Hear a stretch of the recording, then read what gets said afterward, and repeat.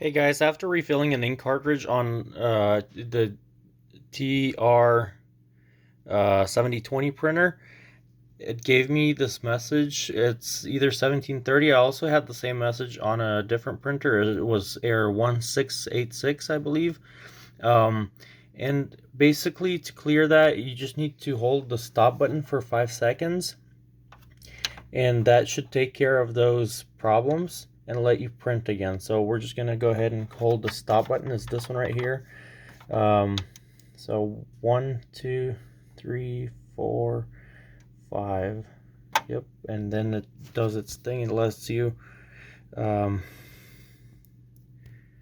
lets you print again. So it's just telling me that it's used and Canon cartridge. So we're back to the home menu and we can continue to use the printer. So thank you guys for watching. Please like this video if we were able to help you. But in any case where you get the ink cartridge problem on TS or TR models, this is what you do. You just hold this button for 5 seconds and it'll clear it. Thank you guys.